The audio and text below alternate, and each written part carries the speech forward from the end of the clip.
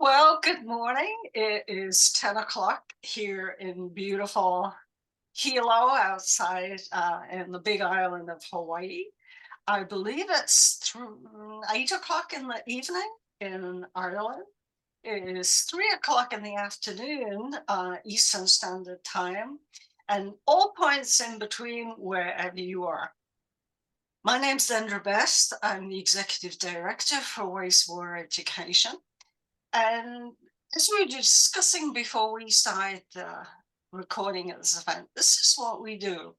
We are an international organization now. We started in northern Michigan, basically to do the same thing on a regional basis, which was provide a platform to enable education and access to information about wastewater, water resource management, and all of the innovation and the advanced science of water. We don't tend to use the word wastewater very much because we don't really waste water anymore. It's always been an endless cycle of reuse and recycling. We treat water, it goes back into the water cycle, it comes back into use, and it's used again. One of our logos on our website has a picture of a Tyrannosaurus Rex with an arrow pointing in a various location that says, if you are squeamish about reuse of wastewater, where do you think it's been? One event we did many years ago when one of the Louisiana state regulators was on our board pointed out that by the time water comes out of a faucet in New Orleans, it's been through the human digestive system at least 12 to 14 times as it travels down the Mississippi. So on that happy note, on the screen here, you're seeing our board member, Richard Flynn. And I'm going to pass this off to him now to introduce our speaker today, because he's responsible for recruiting Féidhlim to do the presentation today about wastewater systems using willows. I'm going to stop my video now and mute my audio. If you need to get hold of me, do use the chat window both. So take it away, Richard.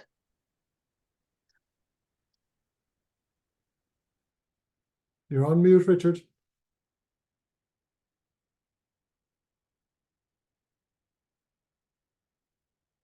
I think. Yep, lovely. Okay, that's better. Good evening, everyone. Our speaker this evening is Féidhlim Harty. Féidhlim is an environmental consultant and writer. His company, Wetland Systems, was established in 1996. He offers designs and guidance on waterway repair and rewilding, eco-friendly wastewater treatment training and education, and holistic land use management for catchment protection and regeneration. Over to you, Féidhlim. Thanks very much, Richard. Thanks for the introduction, and thanks, Dendra. It's great to be here. Thank you very much for the invitation, and for thinking of me. It's good to be here to share some of what I've been looking at since the mid-1990s. And without further ado, I'm going to just jump in and start from within the talk. Let me see if I can find my way around this place and share my screen. There we go. So you should be able to see my opening slide. If you can't, somebody shout in the chat box. And other than that, I'll just plow on. Lovely. Thanks, Richard. Okay, so let me see. Welcome, everyone. Good to have you all here tonight. It'd be nice to have a screen of all of your faces, but that's not something that's possible with the webinar format, unfortunately, but it's good to be here anyway. And so what I'll be looking at tonight is basically eco-friendly sewage options, looking at treatment wetlands, willow systems, and source separation technologies. That's the main thrust of what I'll be looking at. And the reason why I call these eco-friendly sewage options is that it's more than just about getting the water clean. It's about doing so in a way that provides ancillary benefits as well for the wider habitat, for whether it's, let me see, I'm getting muddled in my words already. It's early in the night for that. Mostly habitat enhancement and also using less electricity. The water treatment process and the wastewater treatment processes are hugely energy intensive generally. And so what I want to do is try to look beyond that and see, is there a way to be carbon neutral or carbon negative as well as getting the water clean at the same time. Just for a bit of context, let me see. I'm using the wrong slides here. For a bit of context, here we are in Ireland, just off the west coast of Europe. Water is all around us and hugely important. We've got the Gulf Stream moving up all the time, bringing warmth, bringing the bulk of our climate, and just the moisture from the Atlantic. So our rainfall rates vary from about 1 meter to 2 meters across the island per annum, roughly, give or take. So it's, sorry, I'm going to be pressing the wrong buttons here all night. So basically, water is very, very important to us on the island. And that's a fact that we don't even know necessarily. So what I'm looking at tonight is something that a lot of Irish people don't necessarily dig and delve into either. This is a map of the country showing water quality across the island of Ireland, across the Republic of Ireland. And what we can see here is water quality in 5 grades, where blue is Q5, which is high quality. Green is Q4, good quality. Yellow is Q3 at moderate, but fair. Orange, moderate at Q2, and then, or the other way around. And then there's the odd red dot around the place, one down here in County Clare, one in South Galway. So that's bad quality around the country. And so over the years, the water quality in Ireland has, the amount of serious pollution in Ireland has dropped considerably since the late 1980s. So you can see a graph there just showing that steady decline. Now, in recent years, it's actually gone up again slightly, which is something of a problem for waterways, obviously. But something that I want to look at here is that at the left-hand side of the graph, you can see that our high-quality waters have dropped as well across a similar time frame. So they've nearly halved in that time as well. Now, the way that the Q values are measured is by assessing the insect species that live in a particular section of a river or a stream. So these numbers, this is 618 streams that were sampled that showed a suite of insect species that indicated that that water quality was able to support very, very high status species. So very, very intolerant of pollution. And here, 91 of those streams only had species that would tolerate the highest levels of pollution, if you like. And so all of the slightly less tolerant species were wiped out. So what we're seeing here is a steady decline in the habitats that are available for those pristine, for those species that only live in pristine waters. If we look at a subset of that blue, we can see that in the late 1980s, almost 15% of our waterways had what's called reference quality conditions. So these are conditions that basically haven't known pollution, essentially. And so since that time, there's been a very, very steady and inexorable decline in our reference quality waterways, down to less than 1% in the block of time between 2013 and 2015, hovering around 1% since then. So it's a huge, huge fall off in numbers. So it's like having your city bulldozed, you know, with no rebuilding program, essentially, for the species that only live in these waters. And so for me, growing up and looking at waterways and looking at streams and watching the habitats of my childhood in East Cork, where I grew up, watching those decay and degrade, this is kind of the scientific backing behind the things that I was seeing as a boy, you know, watching the water quality deteriorate at Cork Harbour, watching it fall in the streams around me, growing up. And you can see that, you know, it's just a direct reflection of that process and watching the rivers and streams get murkier. Now, we know that water, I won't call it wastewater, water, when we flush a toilet, what we're doing is we're actually introducing a spring into our local catchment area. Every time we flush a toilet, every time we turn on a tap, it's a spring within the catchment. And so the question then becomes, how do we manage to get that water as clean as possible before it gets into the wider environment? And so that's a hugely important question if what we want to do is protect that wider environment. And generally in Ireland, we've got septic tanks and percolation areas in a lot of rural Ireland. And I know that's not an uncommon system in the United States as well.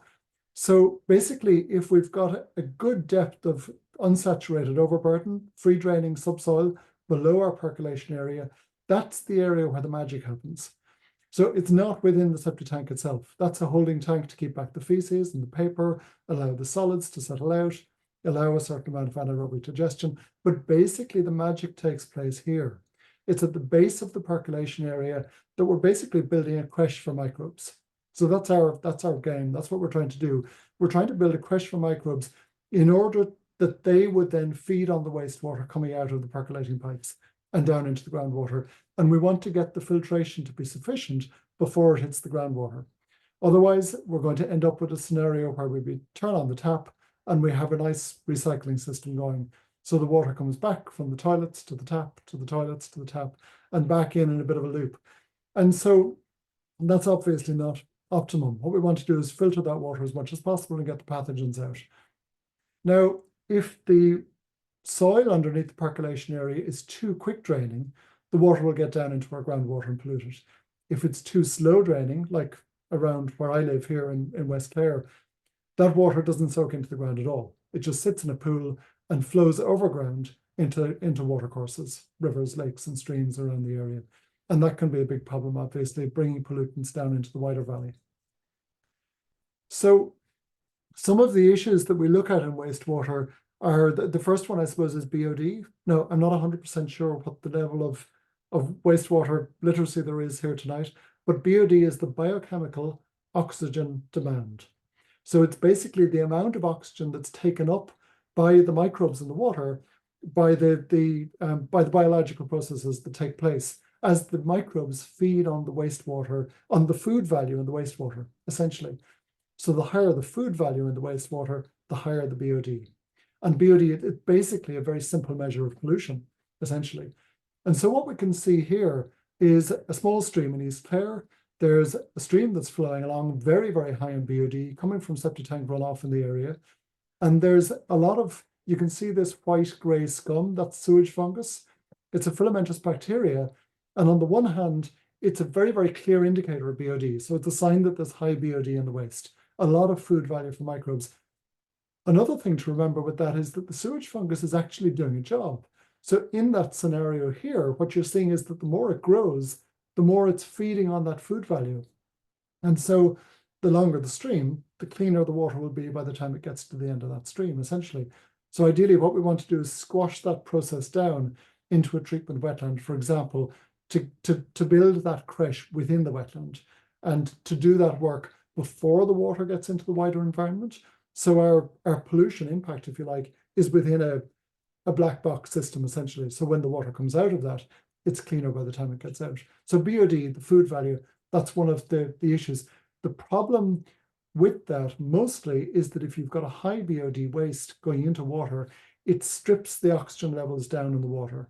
And it strips them down to the point where you can get fish kills occurring because the oxygen levels can dip so low that you literally drown out your fish and your insects and other forms of life within the waterways. So it can be very serious from that point of view. The other main issue within waterways is that of nitrates and phosphates. So basically, if you've got nitrates, phosphates, sunlight, water, and warmth, you're going to get algal growth within the water. Pretty much that's going to happen. Without one of those factors, you won't get your algal growth. Now, the sunlight, the warmth, and the water are there all the time. You could argue about the warmth in Ireland, but give or take, it's gonna be there. It doesn't need to be very warm. So the limiting factors in waterways are the nitrates and the phosphates. And so here we can see water coming in off a tiny stream into Lough Corrib in Galway, in County Galway. And what we can see is a very, very clear indication that there's either agricultural activity or human activity around the area. So there's either farm animals or septic tanks that are contributing too much nitrates and phosphates into the water. And in this part of Galway, we know that the agriculture is quite limited. The land is too poor where this photograph is taken to really bother with spreading nitrogen fertilizer or phosphorus. So we can extrapolate from that what's happening is that there's septic tanks in the area and those tanks are leading to pollution of the wider watercourses. So those are two of the big factors that we see, the nutrient inputs and the BOD inputs. Now, there are others as well. There's medications that get into the water, so pharmaceuticals. There's going to be toxins that come from grey water chemicals, for example, cleaning chemicals and the like, industrial effluents. Those will all have a certain toxic load, potentially. So another major impact that you have within waterways is suspended solids. Now, it doesn't sound very bad. It sounds like a bit of mud, and in many cases, it may only be a bit of mud. But if that bit of mud gets into the water, it can spread across spawning beds and clog them up so that salmon can't breed. It can lead to a cloudiness in the water, which means that fish can't find food to eat, can't find insects to catch. And it can also completely clog up freshwater pearl mussel spawning beds, for example. So populations that have lived in an area for 100 years could be wiped out very quickly if there's clear felling in an area, for example, and removal of Sitka forestry across their catchment. And that can liberate so much soil into the watercourse that what can happen is that the mussel beds can become completely congested. So another factor in the Irish countryside certainly is farmyard runoff. And so the BOD, just to look at BOD alone, the BOD of raw sewage is 300 milligrams of oxygen per litre. That's the measure that's used. The BOD of farmyard runoff after milking could be as high as 1,000 or 2,000 milligrams per litre. Slurry, the liquid that gathers in the storage tanks for spreading on the land, that can have a BOD of up to around 10,000 milligrams per litre. And silage effluent, the stored fermented food, it's fermented grass basically for cattle for use over the winter, that can have a BOD of 100,000 milligrams per litre in the season. The volume of runoff is very low, but the potency of that runoff is enormous. And so if you remember that graph of serious pollution, that coincided with the era when hay began to fall away as a technology and when silage was coming in to replace it. And so we were putting silage pounds right beside rivers and streams, and the liquid was getting in and literally just drowning fish in the rivers and streams. So fish kills were a notable feature of life in Ireland in the late 1980s. And a lot of that would have been linked to the use of the relatively new use of silage effluent without the full knowledge of the potency of the BOD within the effluent. Other factors for wastewater are urban stormwater. So whether that's oil, diesel, petrol, dog fouling, pigeon droppings, whatever it is. In microplastics, about 50% of the microplastics in freshwaters come from the degradation of tires on the roads. And the other factor, when we look at water within the landscape generally, another huge factor is shifts and changes in habitat, specifically habitat destruction and removal. And so what we can see here, this is a small bog that I used to harvest plants from. In East Cork, the land was sold, it was drained. It's now a small garden pond at the bottom of somebody's site.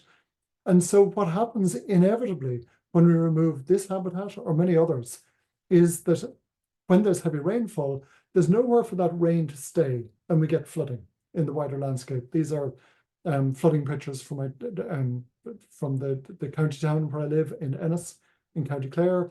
This is a 4-foot wall just beside the main road with water filling up the school grounds, spilling over onto the main Limerick Road and way off down towards Clare Castle, with brand new computer laboratories in the background there. Those windows are about 3.5 foot off the ground, and you can see there how high the water is within the building. So just as an aside, this is in the town of Ennis, and Ennis in Irish literally means island. And so we build on floodplains around towns called island at our peril. It's just, the irony isn't lost. So the flip side, the flip side of that is that when the rain stops, rivers and streams dry up completely. And to be fair, droughts like this don't bother people as much in the Irish context, but they really bother the fish and the insects. And in the US context, droughts are much, much more of a problem than they are in the Irish context. And so it's this habitat issue that's a hugely important factor in all of that. Now, there's quite a number of things that we can begin to do as we look at all of that. And one of those is to observe nature. I don't know if you're familiar with permaculture. One of the permaculture principles is observe and interact.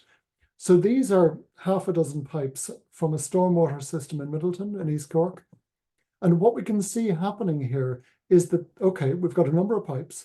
They're entering into an open drain, okay, an open channel. We've got silt settling out. We've got grit settling out. There's plants beginning to encroach on the edge. A little bit of green here where there's algae beginning to grow. Now, what you're seeing here, to me, is not signs of pollution as such. It's signs of how we can begin to build a solution. And again, in permaculture, there's the phrase, the problem is the solution. So as we look at this, we can see the settlement occurring. We can see the algal growth a little bit here. We can see the plant growth pushing in from the edges. What we notice is that once the flow velocity is reduced by taking the liquid out of pipes and into a wider channel, as soon as that flow velocity is reduced, all of our suspended solids and our grit are beginning to settle out. Suddenly there's time for plants. I mean, obviously the plants can't grow in the pipes, but once we give the plants the opportunity to grow, they'll begin to push on up. As soon as the plants grow, they'll mop up the nutrients that go with them. As soon as that watercress forms a full barrier across the stream, across the drain, it'll be a fixed barrier to leaf litter, to debris, to straw, whatever it is that might come down those pipes. Now, what's coming down those pipes is material from a housing estate. And it's actually the end of that drain is leading towards a stormwater system that I designed about 15, 20 years ago. And what we see, one of the things that I was able to do here was to talk to the contractor and say, look, can we just leave that drain open? The plan had been to pipe the drain and to route it away down to the stormwater wetland and to give the farmer an extra metre or two in his field. And through negotiations with the landowner and the client, we were able to leave the drain open. And so our filtration process starts to take place immediately. We begin to get a little bit of groundwater recharge, we begin to slow down the flow of water, and all of the mechanisms that we'll see shortly in constructed wetlands are actually taking place here within the drain. So this is another drainage channel. This is a fertilizer yard in the Midlands, and you can see a thick green algae soup. You can see scum beginning to form on the surface, and these plants were just planted in the spring. The photograph was taken in summer. The plants were planted very recently, just a number of months back. And what we did here, again, was literally we took a drain that existed on the factory site, we doubled out the width of it, and we used that material to have the depth. So it's only about 8 inches deep, roughly, and about 200 meters long, 200 yards long, roughly. And so what we've done is we've basically built a filter wetland within the drain, because the county council in this scenario were looking at nutrient sources within the catchment, within the valley, and they were identifying this site as one of the problem areas. And this was a very, very low cost, low tech way to begin to deal with the nutrients and to begin to pull those out of the water. So if you notice here, wetland plants have evolved over millennia to live in nutrient-rich, oxygen-depleted environments. So what they do is they have this ingenious mechanism. They draw oxygen down through the stems, and that oxygen becomes available to the roots then, because the roots need to breathe. Every part of the plant needs to have access to oxygen. And in terrestrial plants, that oxygen would need to be in the soil itself. And if you flood those for too long, they'll die. Whereas in this scenario, wetland plants have evolved to pull that oxygen down to the roots. Now, while it's at the roots, it also becomes available for aerobic microbes to make use of. So those same microbes that exist in a standard activated sludge plant, for example, for standard sewage treatment, those will exist around the root zone of the plants in a treatment wetland, in a constructed wetland system. And the same treatment mechanisms that you get in your sludge plant, in your activated sludge system, or your biological aeration system, or whatever it is, those will be active here as well, except that we're not using electricity in order to generate the oxygen for those microbes. We're using plants. And while each individual plant might not do anything substantial on its own, many, many thousands of those plants will have the effect of lowering the BOD in the water as the liquid moves across through that drain. So it's a very, very effective way to remove suspended solids and to remove the BOD loading. It's not so efficient at nitrate and phosphate removal. It does do it, but it just takes a lot more land in which to do it. In the winter, you might imagine that nutrient uptake is less, which it is, but the BOD and suspended solids removal is still very much active. As long as the roots still have some access to air above ground, those roots will still be alive, they'll still breathe, they'll still take the oxygen down to a certain extent and still support that aerobic microbe community down at the root zone. So you can imagine here, again, what we're doing is we're simply building a creche for microbes, and we're using plants as part of our process for doing that. And as the liquid moves along through the system, what we're also seeing is that this debris, this leaf litter debris here in a soil-based constructed wetland, this becomes basically a fixed film filter system. So instead of using a stone media or a plastic media and trickling our liquid down over it, what we've got is our media is on the horizontal plane, our liquid is moving through, and as it does, the liquid comes in contact with the microbial flock that's growing around each of these leaf stems and leaf litter debris, and it's building up. So the microbes are held in the system, the liquid moves, and as it moves, the microbes do their work and clean up the water. So if we wanted to take that and optimize the design of that process specifically for our creche for microbes, this is the end result for a single house. So this is a soil-based constructed wetland system, or what Caddick and Wallace would term a free water surface system. So you can see the liquid being introduced here at the left-hand side, left and right. So there's 2 inlet points to spread the inlet load, and there's a collection in a perforated pipe at the far end. The liquid, excuse me, the liquid coming into this system is coming from a standard domestic septic tank, a twin chamber tank, non-electric, just a settlement system for primary settlement. This is our secondary aeration system, essentially. And then the liquid leaves through a perforated pipe at the outlet, through a flow control unit, and into a percolation area down gradient of that. So that's the basic process. It's a fully plastic line system. You can see the inset here is our 2 inlet pipes split from the septic tank. We've got a full plastic liner across the system with protection, and then backfilling of maybe about 6 inches of topsoil, weed-free topsoil in on top of that, and then the percolation area beyond. And so this is our cross-section through our system. So we've got the liquid coming in from the tank, flowing down over limestone. The liquid sits on top of the soil surface. Now, in a free water surface system or soil-based constructed wetland, a lot of the dynamics that take place just above the soil layer and within the soil itself. So there's a certain amount of soil colloid chemistry that occurs, a certain amount of volatilization, precipitation onto the soil colloids that occurs to bind nitrates, phosphates, sulfur compounds, and the like to the soil and the plant material, the leaf litter. And like a fen, the leaf litter just builds up year on year within the system. The liquid is collected at the outlet into a flow control unit, which controls the level of liquid, and then out to the receiving, either the receiving water or the next stage of treatment, whatever that happens to be. Ponds are one of the components that can be used in a soil-based constructed wetland. Generally for domestic scale systems, I've left those out. The Irish EPA sizing protocol is such that the pond really isn't needed in order to achieve your 10-day retention volume within the system.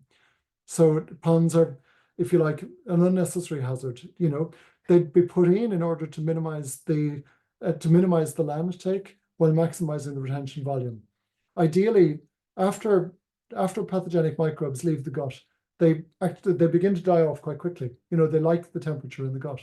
And so after they leave that temperature, they die off quite fast. And the pond is one way to achieve a good retention volume within the system. Ideally, you'd have about 10 days between flushing a toilet and the liquid beginning to get into the groundwater within the percolation area or into the wider environment. And that would give you a good die-off of those pathogens. The pond is one way to achieve that. And sheer retention volume is one. The other is that the sunlight penetrating through the water also helps. The UV radiation kills off the microbes as well. And again, in wintertime, you might imagine the system doesn't work terribly well. But again, we've got a new mat of fixed film filter debris being added each winter. And so we're getting our peat layers building up over time. This is a constructed wetland system for tertiary treatment in North Cork. I'll just explain briefly, just in case there's anybody on the call who's not familiar with these terms. Primary settlement is our septic tank stage. That's just literally just removal of the solids, the paper, so usually associated with some degree of anaerobic digestion as well, but generally just a settlement system. Secondary aeration would generally get the BOD from about 300 milligrams per litre down to 20 milligrams per litre. Tertiary polishing will get the BOD from 20 down to about 5, 10, 5, something like that. So constructed wetlands are quite versatile. They can be used for secondary or tertiary treatment. And so in this example, this is taking effluent from a housing estate just north of Cork City. The liquid is all run through a standard off-the-shelf mechanical aeration system first. Then it's pumped into the beginning of this tertiary treatment constructed wetland. It flows through from left to right in Basin 1, through the liner, through the bank, into Basin 2, collects here at the outlet, and then it flows into a small drain beside the site. So you can see here, this is the day of planting, and then 1 year later, we've got a nice flush of growth right across the system. One of the things that I notice here as I look at this is that this is probably actually midsummer. What I'm looking at, I'm not seeing a lot of tall plants. There's some, you can see some bulrush here, but a lot of it is quite low growing species. And so what I do in the initial stages of establishment is to use lower plants like watercress, fool's cress, and the like, and they spread quite quickly at the base of the system. They can provide a lot of aerobic material quite quickly, and sorry, not aerobic material, a lot of biomass, and that can help to treat the water quite fast. And then the taller plants begin to get established over time. This is a system in Kilchima in Mayo. This is the secondary treatment system. This is a constructed wetland that provides tertiary treatment. What I love about this system here is it also takes the stormwater from Kilchima, so the water running off the streets. And the third thing that it does, which I really like, I'd love to see rolled out everywhere, is that when there's a storm surge flow, so when the sewage treatment system is in danger of being flushed through, it diverts the flow, paper, feces, water, everything, into a bypass line.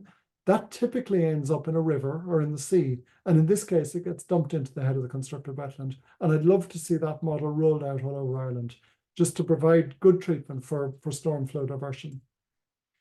So in a gravel, I've just taken a look at the time, so I'm going to dash on rather hurriedly.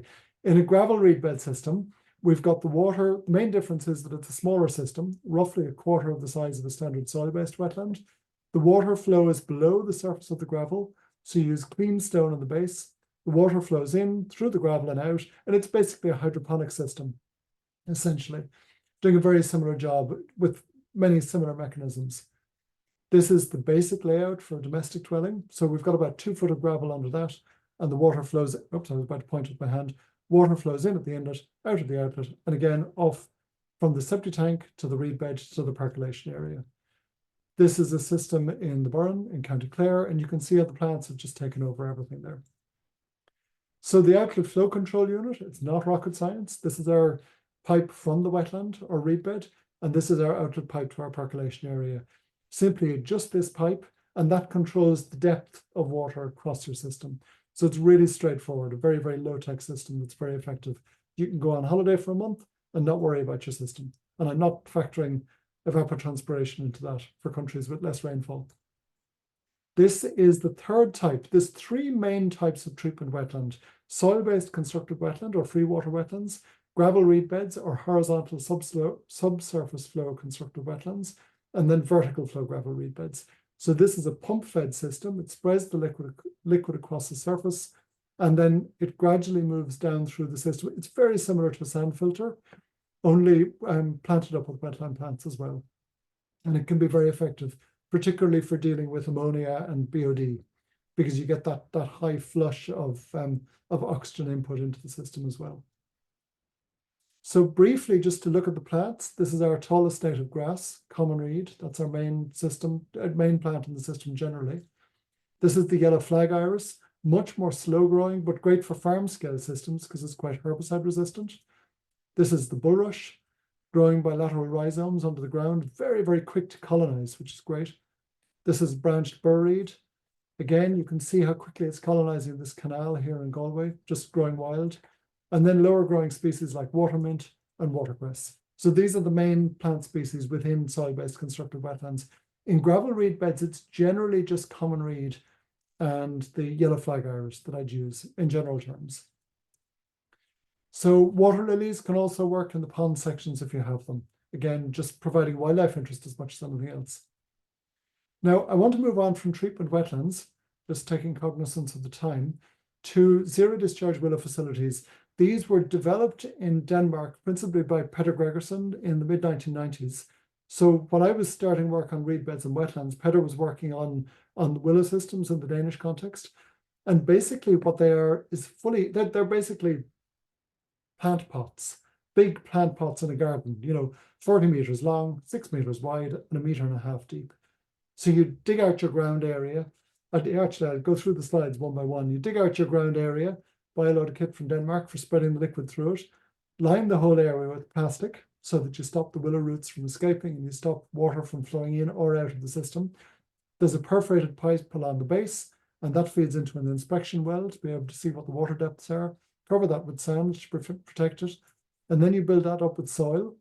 Level your soil and put down a spreading layer of sand for the top surface. This black line that you see here, this is a very, very light, it's basically the equivalent of the gravel in a percolation trench, only it's a very light polypropylene media, which means that your compaction on the soil is much, much less than it might be otherwise. And what you do is you run your spreading line in along on top of that. You wrap your spreading line in geo, this white material here, non-woven geotextile fleece, to prevent it from willow root ingress.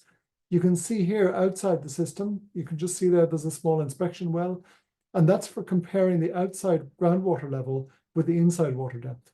And those depths should be two different depths because they'll vary at differential rates throughout the year.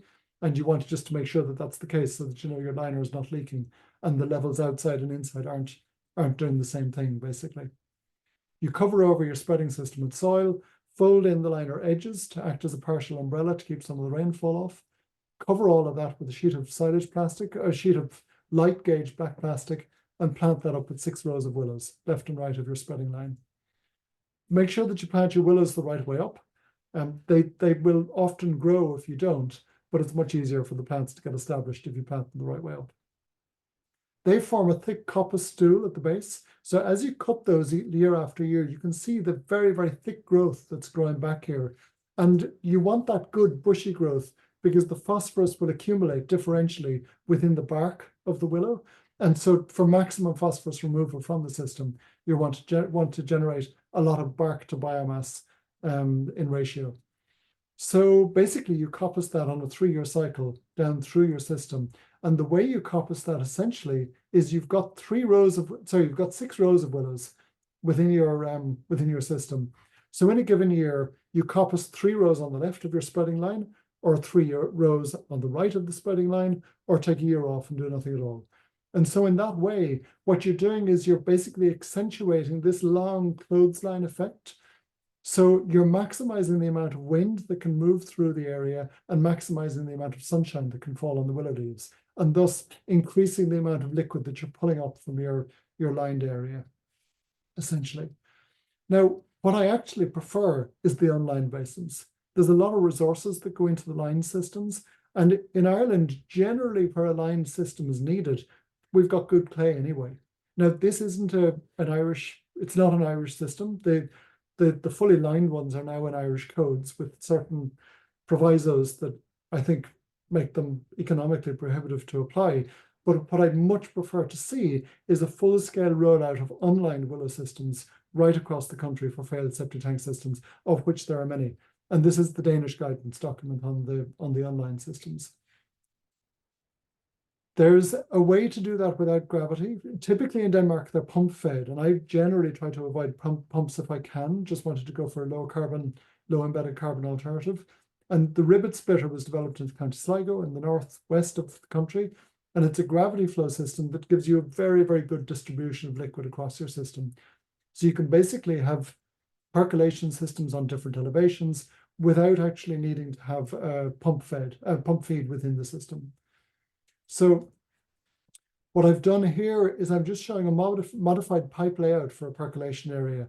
So this is taken from the EPA code, the Irish EPA code, but it's been modified to show very specific changes. We've doubled the system length, halved the system width, and put down 1-foot twin wall Corrie pipes, basically like modified trench infiltration chambers, in order to allow the liquid to be introduced below ground without giving you pipes that are perforated that would block with willow roots. So in your standard septic tank, you've simply got your liquid, you hold on to your liquid and sorry, I'm going to start that again. In your standard septic tank, basically the design is to keep the solids behind and allow the liquid to move forward. Now, one of the things that doesn't acknowledge or do is that actually what we're dealing with in sewage is more than just a toxic gloop. It's not just a mess. So what I want to look at now is some what's called source separation technologies.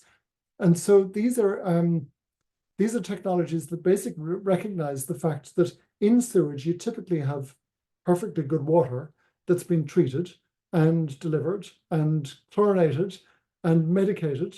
You know, we've got chlorine and fluoride and potable water that really is almost too much has been done to it, the merit flushing it down the toilet, you know, to put it bluntly. We've also got perfectly good carbon, you know, good carbonaceous material that could be turned into rich compost on the land. And we've also got perfectly good nutrients in the form of nitrates and phosphates. And nitrates and phosphates are in urine in the perfect mix that plants need. I mean, we've evolved as land mammals with land plants perfectly over millennia. You know, our waste products are, you know, the plant's dinner, basically, and they're in a perfect mix, perfect proportions. And so I want to look at some of the systems that acknowledge that. So here we have a urine diverting flush toilet. And I want to mention, while I'm on this section, the main terminology that are used here anyway in Ireland is grey water. Well, let's start with black water. Black water is the water from the toilet. Grey water is the water from everything else within the building of the house. Stormwater is the roof surface runoff. So that's, we'll treat that separately. That goes into a nice garden pond for habitat outside. But so in the context of water treatment, of wastewater treatment, what we're looking at mostly is grey water and black water. In the Australian codes, there's an acknowledgement that source separation is a thing that exists. And so you have yellow water, which is another term from this section of the toilet, and brown water, which is the black water with the urine taken out. So this is a Dublin toilet. Upstairs in our new house here in Lahinch, we have a Westland toilet. It's the same basic model. Ladies and gents alike, please sit down. So the urine goes out the front, the poo and the paper go out the back with flush water, and the urine then is collected as an agricultural fertilizer. Now, you can also fit an aquatron unit. This is a Swedish source separation unit. The brown water or black water come in along the standard 4-inch pipe, swirl around in here. The liquid gets drawn off to your treatment process, and the solids, the biomass and solids fall into a composting chamber underneath. So that's what the Australian code terms wet composting. This is the internal photograph of a compost toilet at a flamingo park in the south of France. There's basically, it's a wetland environment. There was zero potential for pollution on the site. And so they're just using large concrete tanks. So again, we're dealing with wet composting. Now I'll talk about dry composting in a moment as well. These are waterless urinals. So if there's ever any publicans here, if you run a public house, a pub, a bar, there's a great business model here. You sell liquid to your clientele, they drink it, they pee it out, and then you sell the yellow liquid to them again to run their farms. So to power the fertilizer on their farms. So that's one model, and very, very easily applied wherever there's urinals. And this again, this is the Dublin toilet here. So these are some dry composting systems. This is a museum piece in Cornwall, just to get that out of the way. Notice here that we've become very private in our water habits, you know, in our toilet habits. You know, we tend to like to have one toilet per cubicle. So that wasn't always the way in the past. This is actually the same system. This is indoors. It's a ceramic waterless urine diverting toilet. Underneath, we have a fecal container here for the dry compost, and we've got a urine container here for the pee. This is an outdoor self-contained composting system. This is the outside of the Flamingo Park unit, and this is an indoor bucket system, bucket type system. It's affectionately called bucket and chuck it is the technical term. Now, the chuck it element requires a little bit more technology than the name suggests. This just shows dry toilets can be beautiful. It's just a very beautiful building made by Paul Dillon in Nina in Ireland. So this is the bucket system, really straightforward, but don't be deceived because this system can actually be amongst the most hygienic system that you can get. You basically don't have groundwater pollution if you manage your compost well, and it sequesters twice as much carbon as your standard septic tank sludge composting infrastructure that we generally use. This is the outdoor section of the bucket and chuck it system. So screens for rodents and crows if you need it. This is a friend of mine in East Clare. And basically each time you apply a new bucket load of material, you pull back the straw. So it's basically the straw all around and at the base, pull back the straw with your pitchfork, add your bucket of material and put the straw back again. And my experience with using one of these in my own home is that it doesn't smell, it doesn't cause pollution, it's really effective. And again, as I say, it sequesters twice as much atmospheric carbon as it would if it was going through a septic tank and then being composted. This is an eco-village system in the Midlands in Ireland. And so this is the basic design and outline. And at the back, a couple of notable points. The chamber itself is concrete, so it's contained. The metal doors are to keep rodents out. There's a hinged flap just to inspect it to see, is it too wet, too dry, too full, whatever, you know. So it's a very, very, very easy design to apply for areas where there's large groups coming through. A pit latrine can be an option for occasional use. Bear in mind that there needs to be a good depth from the base of the chamber, the base of the excavation to your water table, and it needs to be quite brief. If you're using it for too long, you know, if the use is too long, too frequent, if you get a buildup of urine here, it will inevitably lead down into the groundwater and cause pollution there. So pit latrine isn't recommended as a way to eliminate water pollution. It can be a helpful thing for areas where the uptake rate by willows around it or trees or whatever is higher than the amount of liquid that's going in. So for very occasional use or just for temporary use, and then you move your building, backfill with soil, plant an apple tree, etc. Okay, I'm just seeing that Dendra said, take your time, Féidhlim. Folks are interested. Thanks, Dendra. I hope you are. I realize I've gone on a little bit. I'm nearly there with the source separation, and I want to just talk around a number of very minor things then after that. They're not terribly minor, but I'm calling them minor just to lure you in for another 10 minutes. This is a Tribolo unit. It's basically an off-the-shelf composting unit, and it's very like the bucket and chucket system. It's very, very similar. It uses urine diversion rather than not. But personally, I actually prefer the ordinary bucket. The reference of source is actually the Human Ure Handbook, written by Joseph Jenkins, and it's a very, very comprehensive overview of bucket type systems and composting and just the ins and outs of composting, what you can do, not do, etc., etc. And his basic advice is add the urine to the fecal material. And the reason is that 97% of the nitrogen in sewage is in the urine. So if you've got carbonaceous material that you wanted to compost, you need a certain amount of nitrogenous material in that to get good compost forming. So you've got a good mix of your fine wood shavings and your urine to get the heat and the compost that you need in order to get the sterile conditions that you need to get sterile compost afterwards, or compost that's free of pathogens. So basically your system with good composting can be completely pathogen-free in a very short period of time.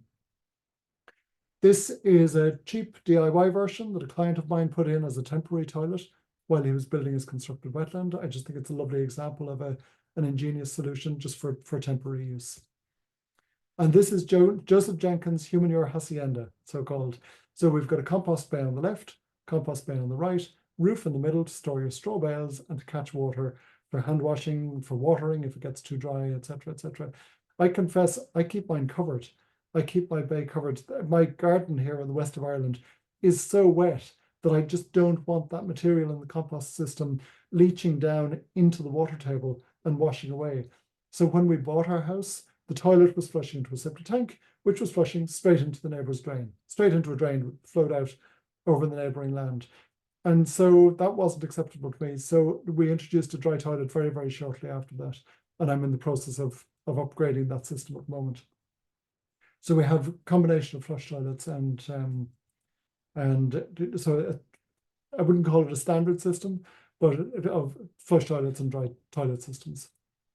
So what I've looked at briefly is treatment wetlands, willow systems, and source separation technologies. I want to look very, very briefly at a kind of a next step, an extrapolation from that. I want to look at the wider landscape. And so just very briefly, this is one of my children a long time ago pointing out over a small little wetland pond in North Cork. Now, one of the things that we learned during lockdown all around the globe was the importance of nature, just for our heads, for our sanity, for our well-being. And so obviously getting water clean is a really, really important thing to do within that context, that we can interact with the wider water environment and love that and be in it without it being contaminated with pathogens, for a start, and also without it suffering from enormous pollution problems. Now, we inevitably, we tend to mess with the wider catchment. This is a photograph of Middleton, my hometown, where I grew up in Cork. And obviously this photograph is not your typical day outside the supermarket there. This was flooding from last October, November, and very, very serious flooding that came out of nowhere and vanished nearly as quickly and left behind obvious devastation. Now, you can look at that and you can say, okay, isn't climate change awful? You know, that's one thing you could do. Or you could say, okay, what's happened in the catchment area around Middleton over the last 70 years that's led to that? And what we've been doing around Middleton and everywhere else in the ploughed up world is we've ploughed the soil, removing carbon from the soil. We've added nitrogen fertilizer, which also removes carbon from the soil. We've removed habitats in the form of hedgerows, in the form of wetlands, woodlands. All of those things have reduced the amount of carbon in the soil, and they've also reduced the amount of water storage. And carbon is an amazing store of water within the soil. And having removed that, whenever there is heavy rainfall, there will inevitably be flooding and drought cycles, the drought as soon as it dries up again. So as we look at the wider landscape, if we do something as simple as building small dams into little channels and planting them, then by the end of the day, by that afternoon, we had a series of pocket pools down along the road. You can see very easily when there's heavy rainfall, the water will gather in these pools and it'll just slow it down a little bit as it makes its way down through the wider catchment. You can do it on a more formal basis. This is taking car park runoff in the Midlands, running it through a small swale, into a little reed bed and into a not a garden pond, but a community pond. So again, that type of community scale rain garden, or here at the back of my own house, a small little rain planter, that's a really easy thing to introduce in urban areas. What I would love to see with this is rain planters introduced specifically as a way to prevent storm surge overflows, to stop sewage being dumped into the wider environment. I've heard the figure locally that after half an hour, you end up with poo and paper going straight into my local river because the storm sewers in our local town just simply overflows. And if everybody had a rain planter, that might be extended to a 40-minute downpour. And there might be half of the 40-minute downpours in the year compared to the half-an-hour downpours. And so it's a way to keep water cleaner and a way to protect against flooding and droughts. Now, you can see very, very clearly how by introducing those measures in a catchment on a wide scale, in that catchment, suddenly you wouldn't have the severe flooding and the severe droughts that we're becoming used to. So we can begin to see that the link between climate change and flooding and droughts, you can begin to introduce a bit of a pause by carrying out measures directly within your own catchment area very, very easily and cheaply that can be effective for reducing those symptoms of climate change. Now, if we were to look beyond that, what would we see? Well, one of the areas of research is that groundwater, believe it or not, may play a role in forest fires. Now, it sounds obvious when you look at it. If you imagine that you're draining your groundwater year on year for potable water, for agricultural supply, whatever it is, at a certain point, you'll get down beyond the point at which the roots can reach the water.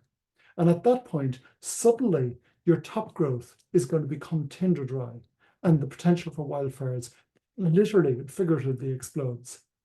So again, what we're looking at is the role of water management in the landscape. So rather than pointing a finger at climate change, now there are lots of reasons to address carbon dioxide in the atmosphere and lots of reasons to step way back from our severe overuse of fossil energy.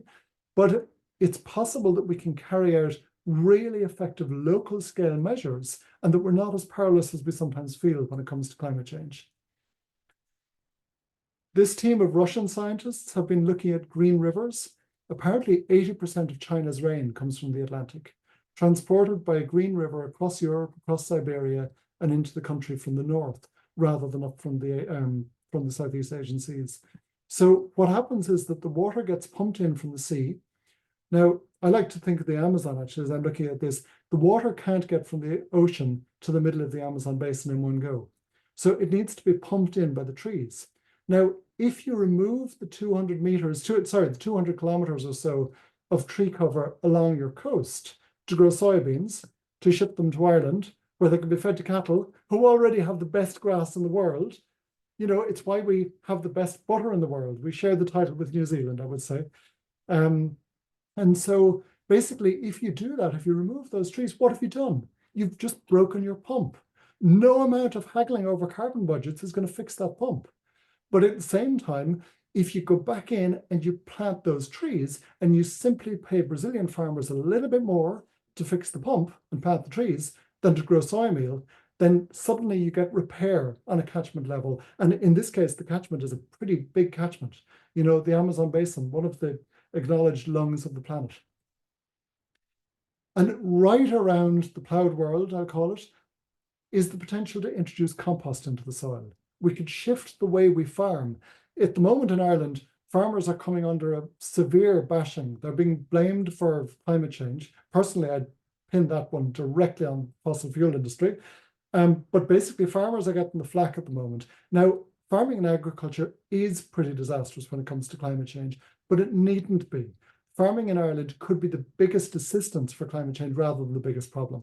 And so one of the ways that we could do that is by introducing compost on the land, introducing cover crops, keeping the carbon in the soil. Carbon in the soil is the molecule, it's the atom that forms the glomalin glues that build humus. Humus is that living structure in the soil. It's where all the life is, basically. And humus holds up to 20 times its own weight in water. So if, since World War II, instead of adding nitrogen fertilizers and ploughing the land in the catchment around Middleton, my hometown, if instead we'd been applying compost from human manure, from animal manures, from plants, from the land, and adding that compost to the soil and growing soil, carbon farming basically is the term. If we'd been carbon farming while growing really good food, we'd have been in a scenario. I was talking to a regenerative farmer in the East Cork area who said he went out during that downpour. He looked at his land, nothing was running off. The rain fell and it just soaked into his soil. Whereas everywhere else on the catchment, it was landing on silt and flowing off really, really quickly. So very briefly, one of the last things I want to say just on the climate change thing is that we're also in the middle of the 6th mass extinction that the planet has seen. And I realize I'm going on. I hope you're okay with all that. Now, this graph is the reduction in water quality. Okay, so from 13.4 down to 1.1% over X number of years.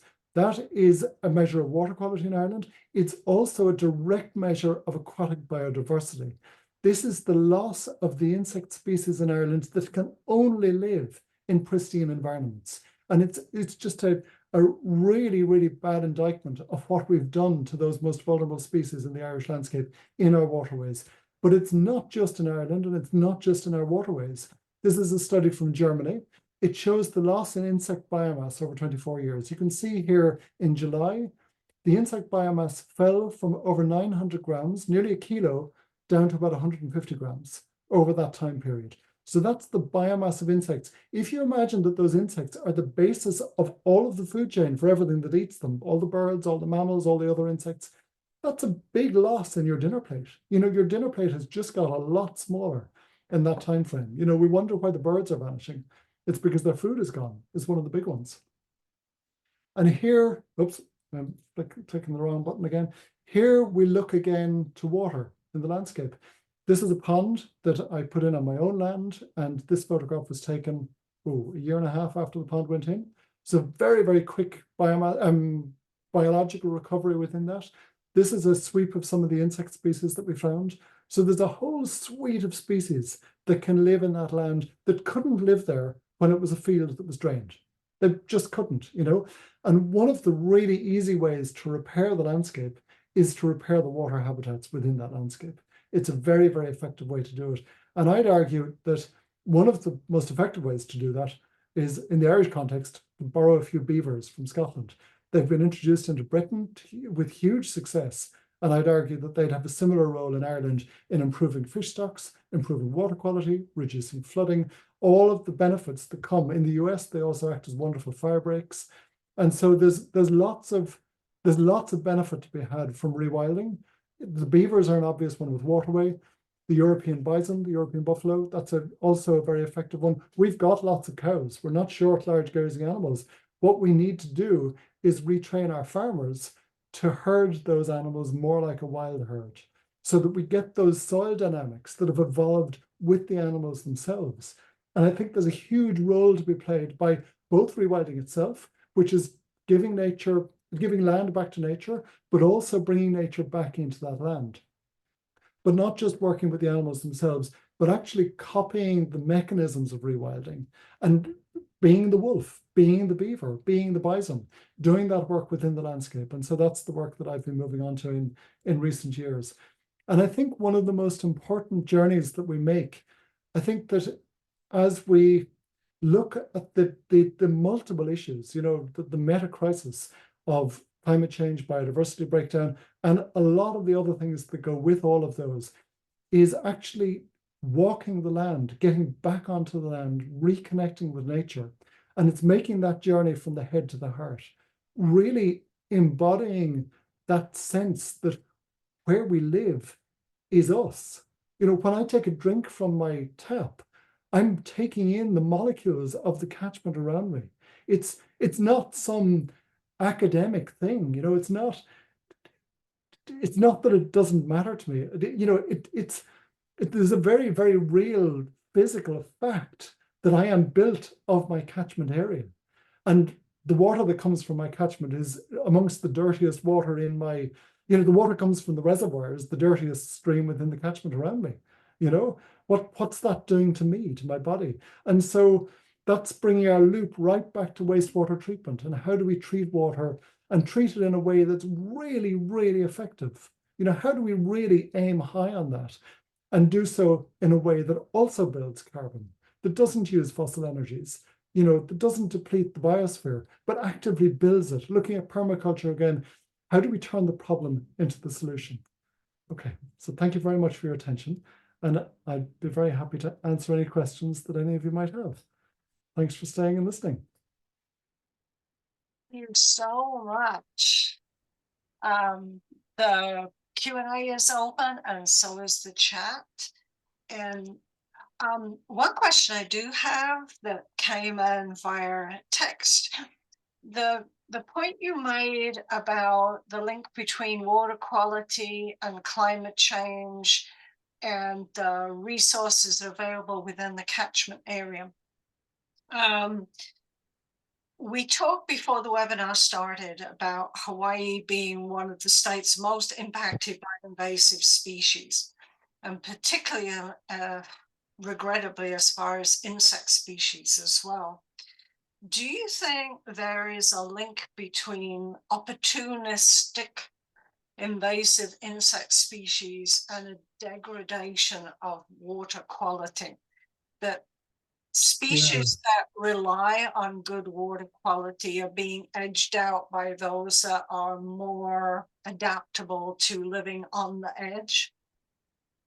Well, I'm not 100% sure when it comes to water quality itself, but I have read that definitely there's a link between invasive species and habitat degradation generally.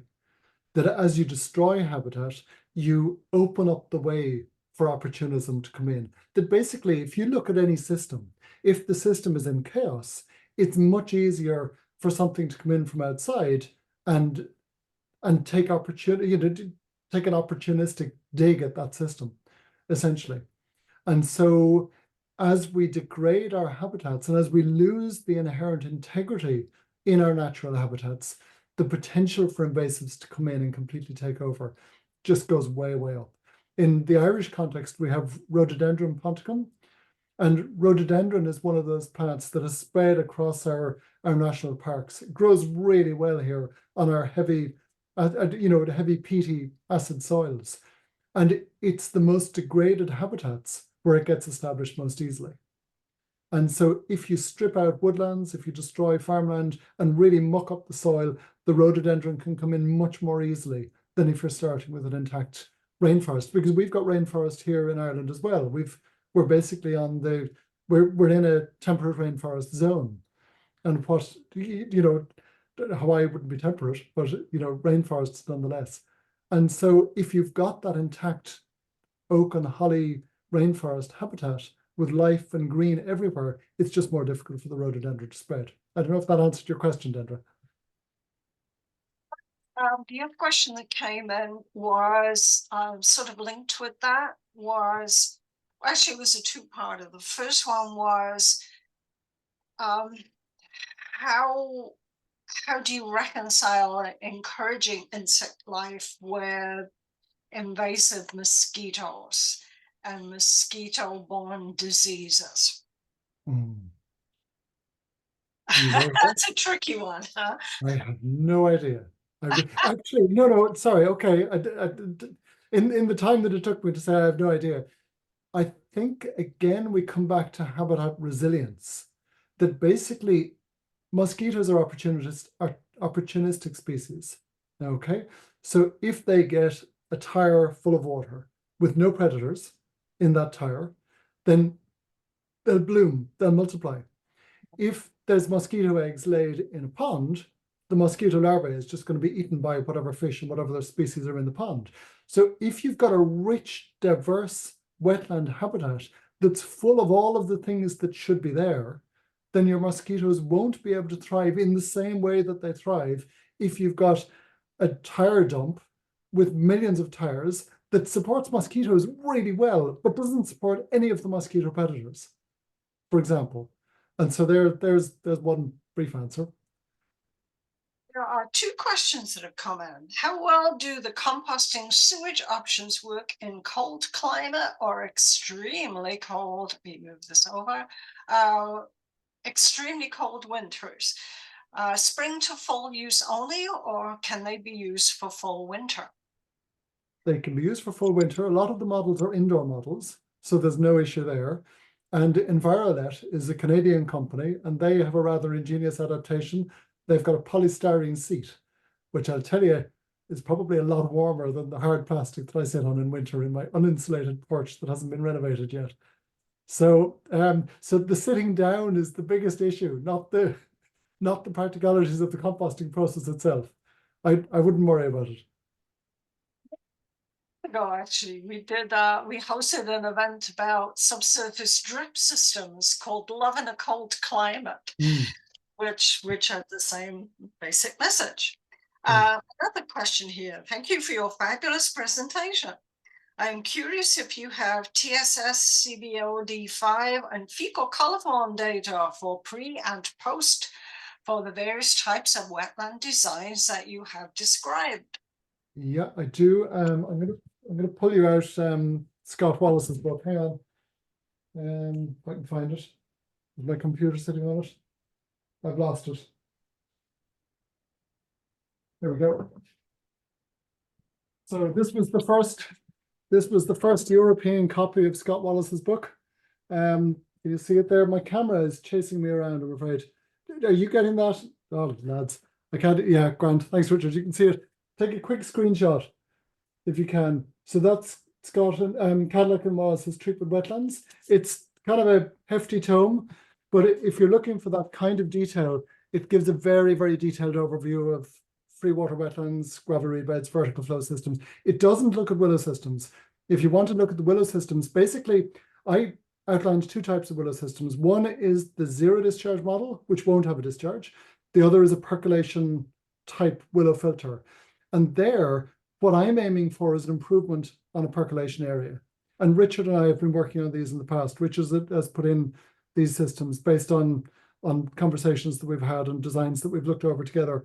And so I'm not necessarily, I mean, I can do it. You know, it's relatively easy to design a system that will have in theory, 100% uptake of nitrates and phosphates. But in reality, an improvement is really good. You know, so if you can go for a 90% reduction, that's still a big improvement.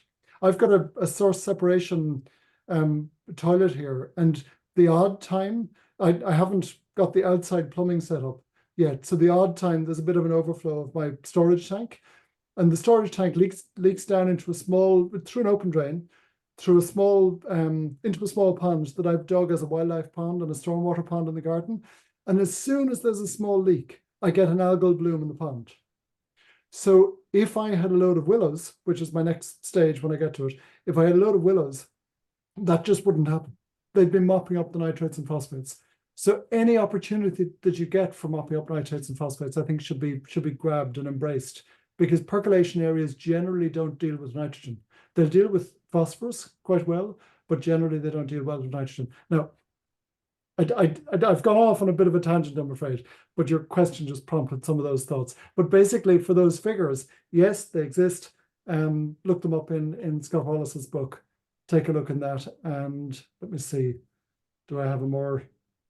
I'll see if I can root out something more thorough as well in the meantime that I can send on to you, Deirdre. Okay, next question. In Ireland, are willows considered a native or an invasive species? Native. But with that said, I tend to recommend Scandinavian hybrid willow cultivars.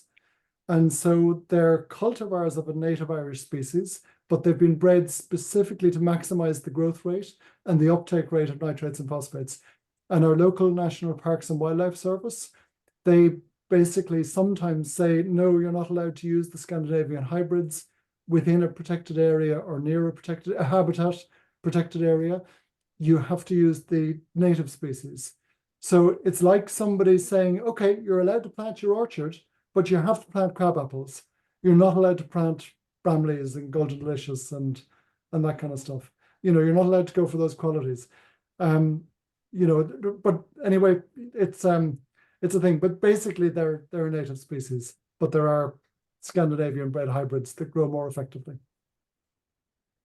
One came in via text too.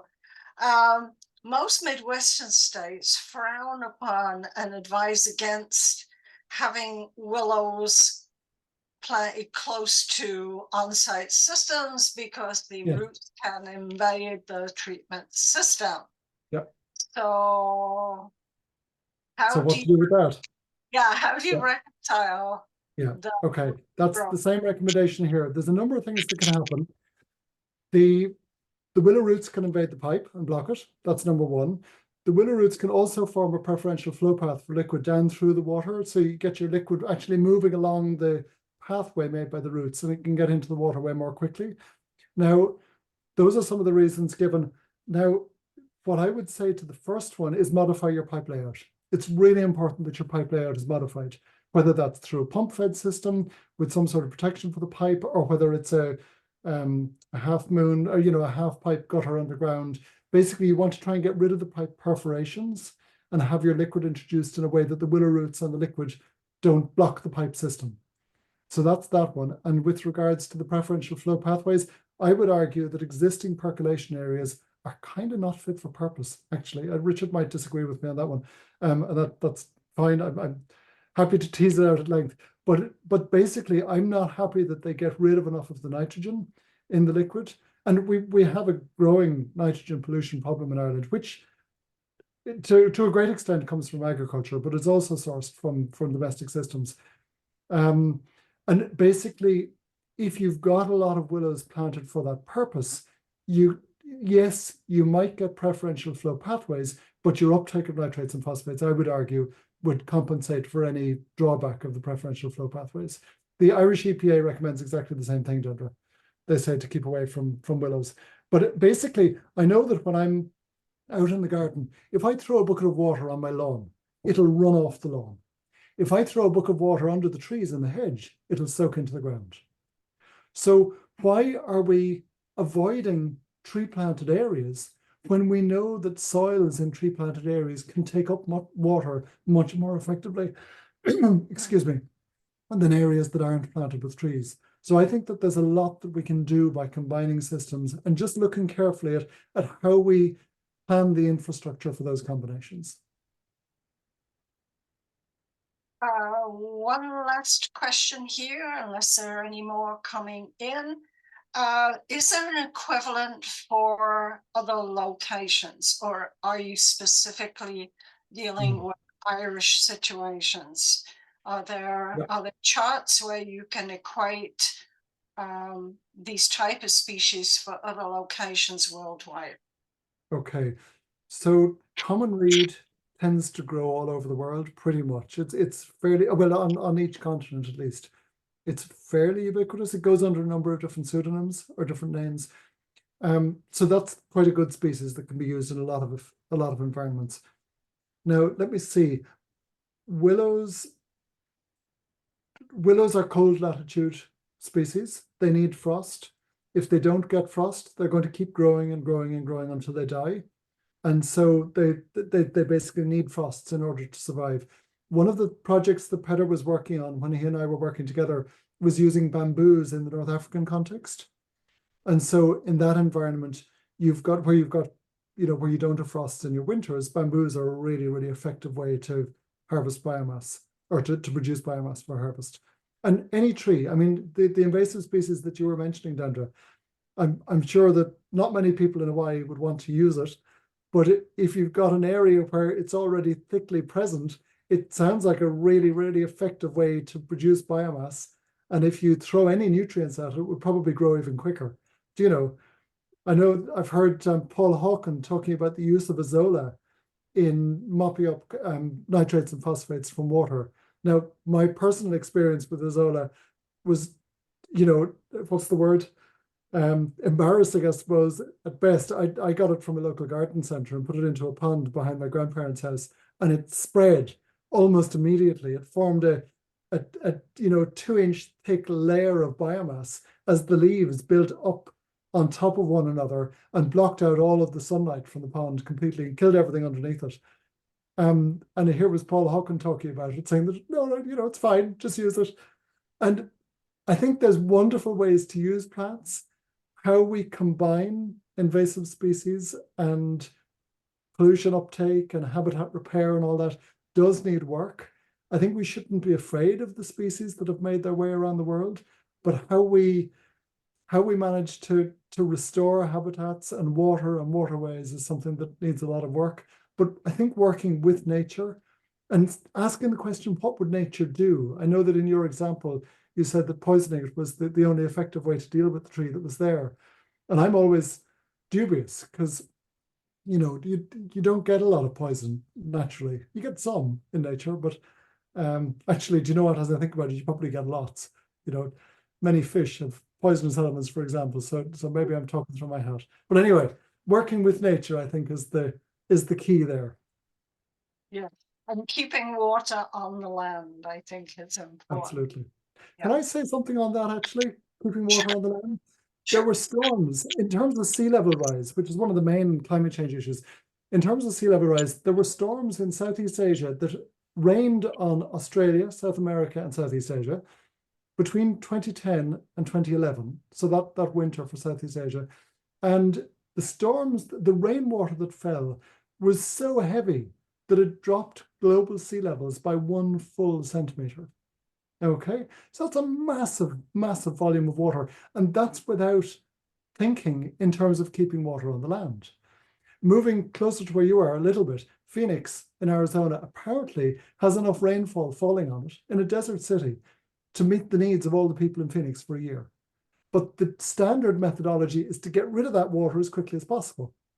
And if we were to close that loop and recharge the water table, there are so many things that would repair. Yeah.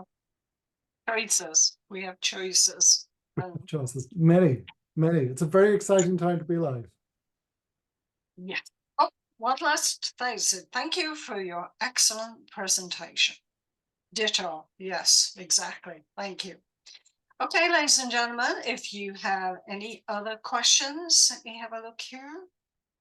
Let me see if there's anything else there. No more questions coming in. We're going to end the presentation. If you are on this call or if you have registered but were unable to attend, we will be sending you the link. Thank you again, Féidhlim. This was a wonderful presentation. Thank you, Richard, for being my co-host. Thank the gods that we did not lose our internet connection today. Always interesting when this happens. So thank you again. We'll see you again next time. Bye-bye, everybody. Thank you, Féidhlim. Bye-bye. Thanks, Richard. Bye, Linda. Thank you.